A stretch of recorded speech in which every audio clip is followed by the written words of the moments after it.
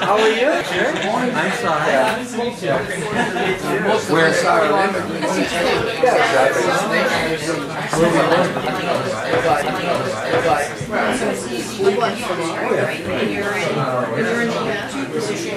You found maybe you're taking care of some parents, you know, you have a, like, you know what I mean, you're in a different stage of life, right? So, yeah. So that's one issue if they would have separated. This a little better and how it's changed over the past 40 years. So this is 1970. 1970, look at the red, the blue, and the gray. This is 1980, and you can see the poverty starting to creep out into central Scarborough, up into Malvern, Jane and Finch, Rexdale, sort of all through Parkdale and down through Regent Park, Sherbourne, and Dundas. This is 1990. You can see that all of these priority neighborhoods are now getting filled in with areas of extreme poverty. But if you notice, the blue hasn't really changed that much. And this is 2000. Wow. Wow. 1970, 2000. That's incredible. So in part into Scarborough East York and some of central downtown, fairly high infant mortality rates. Low birth weight is another one that we don't tend to use very often, but again, the exact same kind of replication. The blue. Out now. My background is in biomedicine, so when I decided to be a journalist, which I'm still deciding on, I decided that I was going to use my education as a form of journalism.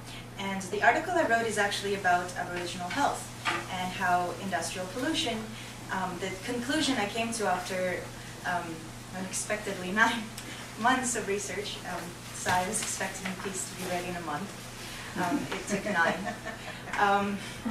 And what I found in that research was that colonization really plays itself out over the past 20 years or so through industrial pollution.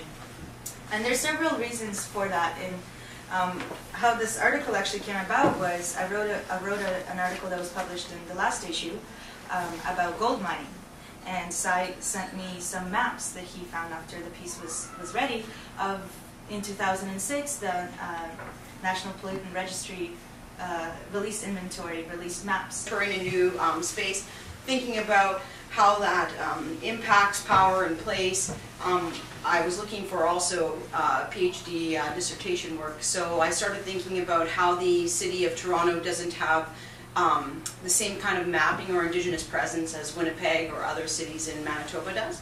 And so I sort of felt lost in the space, and so I started thinking about an Indigenous history through the space and reimagining and remapping and rethinking. And so I started an oral history sound project in site-specific areas of the city of Toronto to sort of retell or rethink and reimagine what that history might entail.